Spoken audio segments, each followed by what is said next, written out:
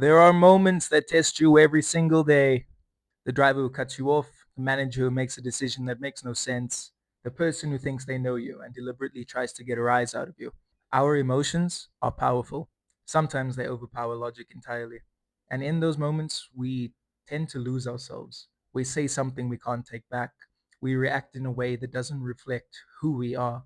And suddenly, we've handed power over to the very person that was looking for it. Pay close attention to these moments because when you lose yourself, you tend to expose yourself to consequences that you didn't need to perceptions you didn't earn, to a version of yourself that you're not proud of. Never let what exists outside of you disturb what lives inside of you.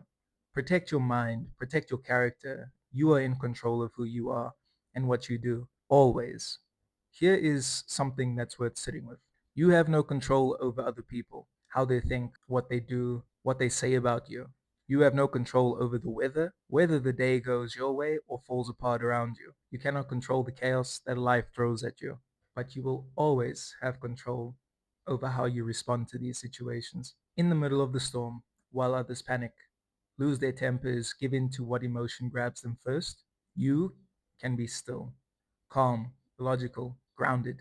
And in that stillness, something powerful happens. You become the example, not because you want the credit, not because you're chasing validation or waiting to be thanked, but because you decided that this is who you are. You do it for yourself. But let me take it a step further. Every single time that you leave your home, you are a representative of your house. Your name goes wherever you go. The way you carry yourself, the way you treat people, the choices you make under pressure. All of it reflects on those who raised you and those who will come after you. Your time here is very, very short, but your family name will outlast you. So do what you do to honor it. Be the one who brought something to your name. Respect, integrity, greatness, not for the applause, for your sons and your daughters, for your brothers and sisters, for your mother and your father. Let them be proud of the name that they gave you. When your intentions shift from ego to legacy, everything changes. The way you move changes. The way you respond to difficulty changes. You stop reacting to the world and start representing something bigger than the moment. Move forward knowing that everything you do is being done to honor your house. That's enough reason. This is a shorter journal entry than usual, but the main idea is that whatever you choose to do with your life and wherever you are, make sure that you're not reacting to outside forces.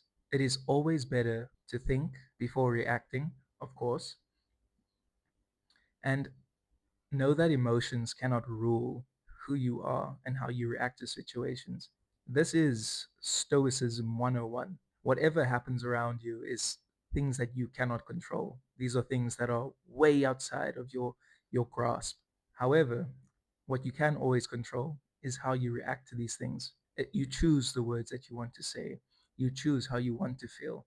Now, I understand, like I said, that our emotions are powerful. I certainly subscribe to the idea that you are allowed to feel what you feel. However, it is a choice to stay stuck in those emotions. It is up to you to stay upset at something somebody said now, 2 hours, 3 hours, tomorrow. It's up to you to decide how you want to carry these emotions with you.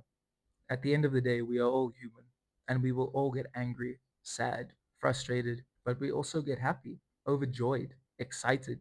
We seem to catch on to and hold on to the emotions that bring us down, that make us feel lesser than who we are. But when you do that, you get stuck in a cycle of depression and hatred and frustration, all negative emotions that do not serve your soul. Why would you do that? Ask yourself, why would I choose to hold on to this anger and this resentment when it doesn't better you? When you could just move on. And moving on is simple. Once you realize that the people around you really do not have control over you and your emotions, the way that you can walk through life, You take the power back into your own hands. And that is all that I would like for all of the young men, is that whatever we do is a result of how we react to the world, how we respond to difficult situations, and how we respond to difficult people. These are really, really important and key moments in defining who you want to be as a man, because you can give in to your emotions. It's always easier to be angry than to just move on, because it's a comfortable and familiar emotion. For me, I know it certainly is.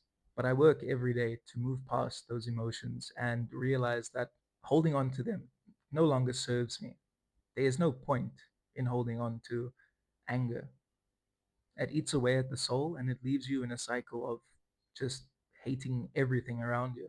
It's a difficult process, yes, but it is also a practice that once you get comfortable with, you find yourself in such a happier state. You can find yourself making more people smile than just talking shit. Don't talk shit, just move forward. As a man, this is what we need to do, because only boys hold on to those very, very, very strong emotions of sadness and hatred. Let it go.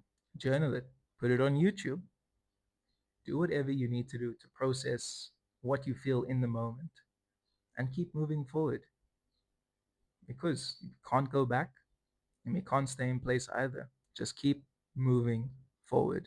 Cheers.